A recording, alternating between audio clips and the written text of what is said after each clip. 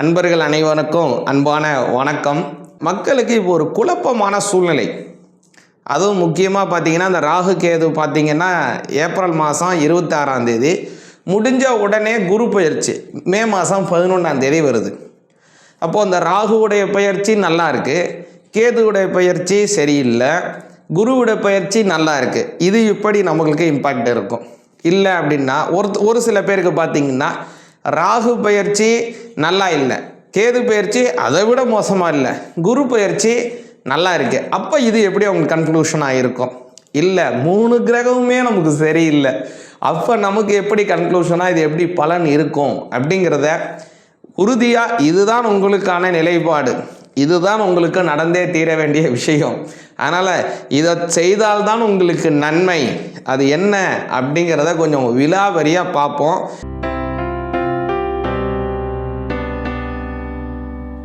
மிதுன ராசி ஆகிய உங்களுக்கு இந்த ராகு கேது பயிற்சி குரு பயிற்சினால் என்ன பலன் அப்படிங்கிறத கொஞ்சம் விலாவரியாக பார்ப்போங்க. முதல்ல இந்த ராகு கேது பயிற்சியில் ஒரு பெரிய ப்ளஸ் என்னென்ன மைனஸுங்கிறத நம்ம பார்ப்போம். பெரிய ப்ளஸ் உங்களுக்கு ஒரு முக்கியமான ப்ளஸ் என்னென்னா ராகு பகவான் அவர் 9ஆம் பாவத்தில் இருக்கிறார்.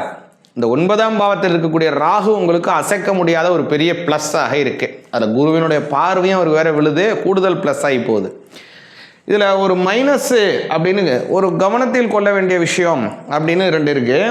அதில் ஒன்று உங்களுக்கு ஜென்மத்தில் குரு, இந்த ஜென்ம குரு கவனத்தில் கொள்ள வேண்டிய விஷயம். 3ஆம் பாவத்தில் இருக்கக்கூடிய கேது ஒரு சின்ன மைனஸ்ன்னு சொல்லலாம். அது என்னங்கிறது தெளிவாக சொல்கிறேன்.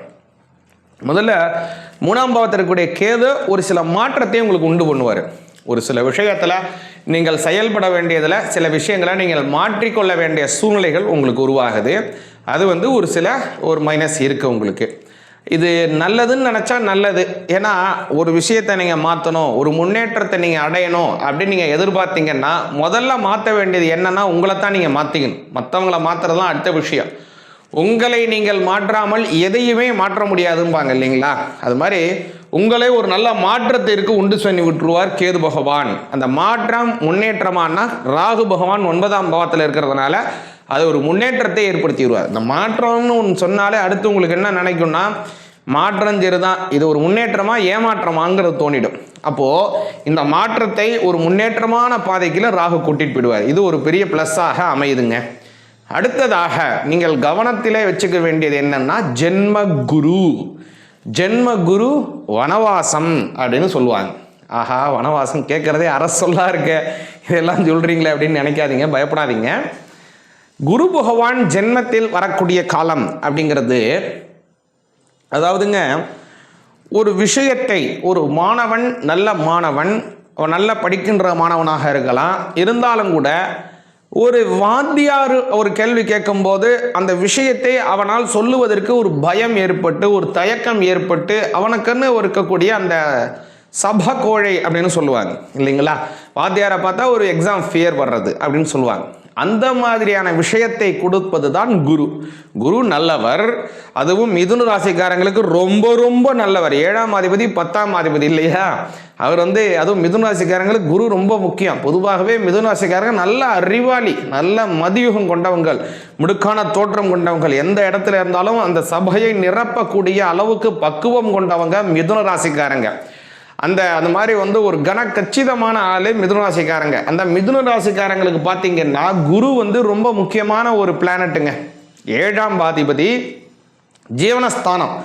நீங்கள் எதை ஜீவனம் பண்ண போறீங்களோ அதுக்கு குரு முக்கியம். உங்களுக்கு என்ன வாழ்க்கை துணைவர், அதை பற்றி என்ன உயர்வு, அதுக்கு குரு முக்கியம். 2க்கும் உடையவர் இந்த குரு பகவான் என்ன இப்போ ஜென்மத்தில் உட்கார்றாரு இல்லைங்களா? அதனால் உங்களுக்கு ஒரு எக்ஸாம் ஃபியர் எப்படி இருக்குமோ அந்த மாதிரியான ஒரு சூழ்நிலை எல்லா இடத்துலையும் ஏற்படும். ஒன்று வீட்டிலையாக இருக்கலாம், அல்லது நீங்கள் வேலை செய்யக்கூடிய இடத்துலையாக இருக்கலாம். ஒரு நடுக்கமான சூழ்நிலையிலே செயல்பட வேண்டிய சூழ்நிலைகள் இருக்கும்.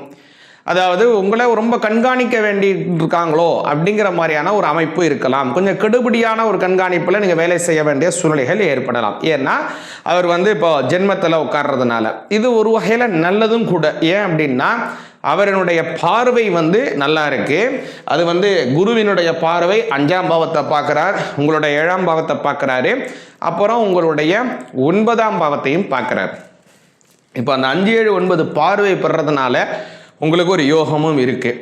இதில் கூடுதலான ஒரு நல்ல விஷயம் என்னன்னு கவனிச்சிங்கன்னா, குரு உங்களுக்கு 7ஆம் அதிபதி 10ஆம் அதிபதி ஜென்மத்தில் வருகிறார். அதாவது 1, 7, 10ங்கிறது ஒரு கேந்திரம் அப்படின்னு சொல்லுவாங்க. இந்த கேந்திர யோகம் மொத்தவனுக்கு வந்தால் தான் உச்சநிலையை அடைய முடியும். வேலைகளில் சில கெடுபிடிகள் நிறையா விஷயங்கள் இருந்தாலும் கூட அதையெல்லாம் செவ்வனே செய்து நல்லா செம்மையாக அதெல்லாம் செஞ்சு முடித்து நல்லா உயர்வு, இதுதாங்க உங்களுக்கு ப்ரமோஷன், இப்போ தாங்க எனக்கு கிடைக்குது பார், இதை நான் அடையிறேன் பார் அப்படின்னு நீங்கள் ஒரு பெரிய அச்சீவ்மெண்ட் பண்ண போகிறீங்க.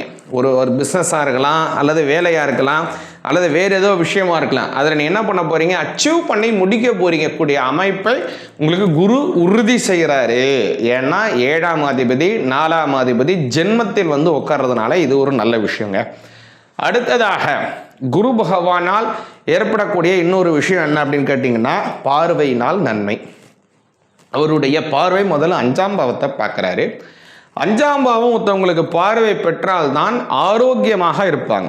ஏன்னா 6க்கு 5ஆம் பாவம் 12ஆம் பாவமாக போயிடும்.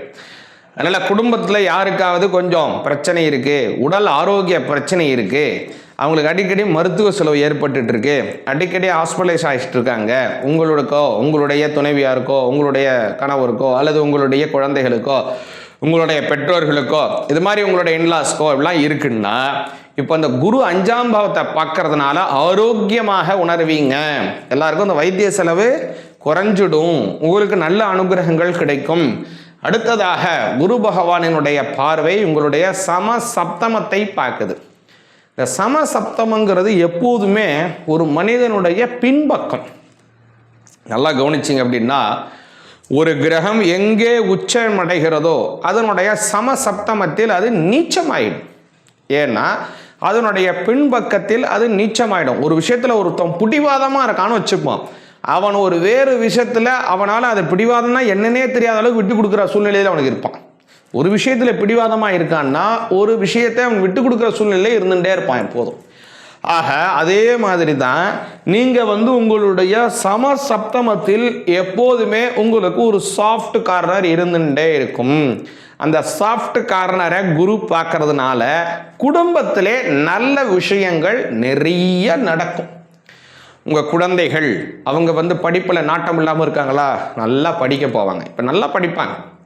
உங்களுக்கு உங்களுடைய துணைவியாருக்கும் உங்களுடைய கணவருக்கும் வாழ்க்கை துணைவருக்கும் ஏதாவது பிரச்சனையாக இருக்கா, எல்லாமே மாறிடும், சுமூகமான உறவு முறை ஏற்படும். அல்ல எனக்கு கல்யாணமே ஆகலைங்க, எனக்கு கல்யாணம் நடக்கிறதுலே தாமதம் ஆகிட்டு இருக்கு, எப்போ தான் கல்யாணம் நடக்கும்னு நினச்சி எதிர்பார்த்துட்டு இருக்கீங்களா, கல்யாணம் நடக்கும் உங்களுக்கு. இது மாதிரி பல நல்ல விஷயங்கள் ஏற்பட போகுது. அதே மாதிரி பார்த்தீங்கன்னா உங்களுடைய 9ஆம் பாவத்தை பார்க்குறாரு குரு பகவான். ஏற்கனவே 9ஆம் பாவத்தில் ராகு பகவான் இருக்காரு, அவரும் உங்களுக்கு நல்லதை செய்கிறாரு. இப்போ குருவும் 9ஆம் பார்வையாக ராகுவை பார்க்கறதுனால வெளிநாடு செல்லுவதற்கான யோகம் உங்களுக்கு வருதுங்க. வெளிநாடு அல்லது வெளி மாநிலத்துக்காவது செல்ல போகிறீங்க நீங்கள். அதனால் ரொம்ப நாளாக பாஸ்போர்ட்டே இல்லாமல் இருக்கீங்கன்னா பாஸ்போர்ட் எடுத்துருங்க. பாஸ்போர்ட்லாம் காலாவதி ஆகிடுச்சுரா, பாஸ்போர்ட் ரினியூ பண்ணி வச்சுங்க. கண்டிப்பாக வெளிநாடு செல்வதற்கான யோகம் மிதுன ராசிக்காரங்களுக்கு இந்த வருடத்திலே இந்த ராகு கேது பெயர்ச்சினாலும் குரு பெயர்ச்சினாலும் இருக்குது. இதை உறுதிப்படுத்திங்க. மறுபடியும் இந்த கன்க்ளூஷனாக உங்களுக்கு என்னென்ன நடக்குங்கிறத சொல்கிறேன். முதல் விஷயம், உங்களுடைய 9ஆம் இடத்தில் இருக்கக்கூடிய ராகு உங்களுக்கு ஒரு பெரிய ப்ளஸ். தெய்வ வழிபாடுகள் மூலமாக நன்மைகள், உயர் அதிகாரிகள் மூலமாக உங்களுக்கு ஒரு பெரிய நன்மைகள் ஏற்பட போகுது. கடல் கடந்து செல்வதற்கு, வெளிநாடுகள் வெளிநாட்டு வியாபாரங்கள் செய்வதற்கு நல்ல அமைப்பு இருக்குது. 3ஆம் பாவத்தில் கேது இருக்கிறதுனால ஒரு புதிய மாற்றத்தை, நல்லபடியான ஒரு முன்னேற்றம் அப்படிங்கிறது ஏற்பட போது. அந்த மாற்றம் உங்களுடைய தேவைகளை பூர்த்தி செய்ய போது நல்ல வெகுமதியாக இருக்க போகிறீங்க. ஜென்ம குருவாக இருக்கிறதுனால நீங்கள் வேலை செய்யக்கூடிய இடத்துல கொஞ்சம் கடுபடியான சூழ்நிலைகள் இருக்கும். இருந்தாலும் கூட அதையெல்லாம் நல்லபடியாக வெற்றியாக அதெல்லாம் கடந்து நல்லா சாதனை படைக்கக்கூடிய ஒரு சாதனையாளராக நீங்க இருக்க போறீங்க. அதனால எப்பேற்பட்ட சோதனை வந்தாலும் அந்த சோதனையின் கொம்பை முறித்து நீங்க சாதனை படைக்க போறீங்க. அது மட்டும் இல்ல, அவருடைய பார்வையினால நல்ல வம்ச அபிவிருத்திகள் ஏற்பட போது, குடும்பத்தில் நல்ல ஆரோக்கியமாக இருக்க போறாங்க. அடுத்ததாக கல்யாணமாகாதவங்களுக்கு கல்யாணமாக போகுது. உங்களுக்கும் உங்க வாழ்க்கை துணைவிற்கும் நல்ல புரிதல், நல்ல அந்யோன்யம், நல்ல பாவங்கள் ஏற்பட போகுது. அதேபோல குரு பகவான் 9ஆம் பாவத்தை பார்க்கறதுனால வெளியூர் வெளிநாடுகள் இன்ப சுற்றுலாக்கள் தீர்த்த யாத்திரைகள் போறது, மகான்களை தரிசனம் செய்வது, ரொம்ப நாளா சாமி கிட்ட வேண்டி இதை செய்யாம இருக்கும் அதெல்லாம் செஞ்சு முடிக்கணுங்கிற ஒரு இருக்கக்கூடிய ஏக்கங்கள் எல்லாத்தையும் நீங்க நிவர்த்தி செய்ய போறீங்க. எல்லாமே நல்ல சுபிக்ஷமான ஒரு யோக பலனாக உங்களுக்கு அமையுதுங்க. மிதுன ராசிக்காரங்களுக்கு முக்கியமாக இந்த சமயத்தில் நீங்க செய்ய வேண்டிய ஒரு முக்கியமான விஷயம் என்னன்னா, பெருமாளை வணங்க வேண்டும். மகாவிஷ்ணுவிற்கு புதன்கிழமை தோறும் துளசினாலே அர்ச்சனை செய்து வாருங்க. ரொம்ப துளசி பெருமா கோயிலெலாம் தள்ளி இருக்குங்க, என்னால் போக முடியலன்னா உங்களுடைய வீட்டிலேயே உட்காந்து விஷ்ணு சகஸ்ரநாமம் அதை பாராயணம் பண்ணி வாங்க. ரொம்ப நல்ல பலன் மிதுன ராசிக்காரங்களுக்கு கிடைக்கும். சிவாய நமக.